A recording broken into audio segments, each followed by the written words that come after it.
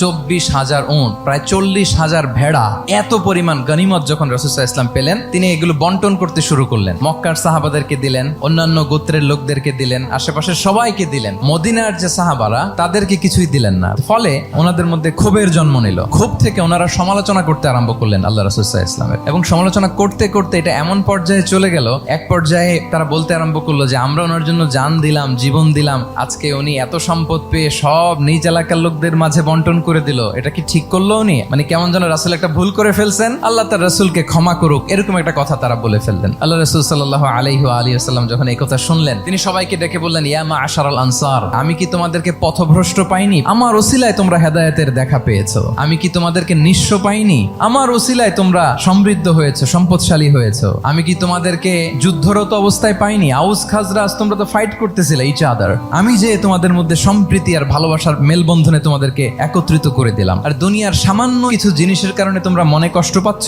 যেটা দিয়ে আমি কিছু মুসলিমদের হৃদয়কে আকৃষ্ট করছিলাম, আর তোমাদেরকে তোমাদের ইসলামের উপরই আমি ছেড়ে দিয়েছি। আমি জানি আমার আনসাররা তাদের হৃদয়ে যে ইসলাম আছে এটাই তাদের জন্য যথেষ্ট।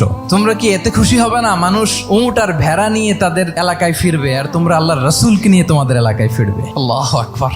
তারা বলল, ইয়া রাসূলুল্লাহ, আমরা শুধু আপনাকে পেয়েই খুশি। রাসূল সাল্লাল্লাহু আলাইহি ওয়াসাল্লাম বলেন, গোটা বিশ্বের মানুষ যদি এই পথ ধরে আর আনসারীরা যদি এই পথ ধরে, আমি এই পথ ছেড়ে দিয়ে আনসারীদের পথে হাঁটবো। আল্লাহ তুমি আনসারদের ক্ষমা করো, তাদের সন্তানদের ক্ষমা করো, তাদের নাতিদেরকে ক্ষমা করো। এভাবে মর্মস্পর্শী বক্তব্য যখন ইমোশনাল ইন্টেলিজেন্স দিয়ে যখন রাসূল সাল্লাল্লাহু আলাইহি ওয়াসাল্লাম বললেন, তারা এসেছিল ক্ষোভ নিয়ে, অসন্তোষ নিয়ে, পরে সবাই কান্না করে রাসূল সাল্লাল্লাহু আলাইহি ওয়াসাল্লামের কাছে ক্ষমা চেয়ে সেই মজলিস থেকে উঠতে বাধ্য হয়েছে।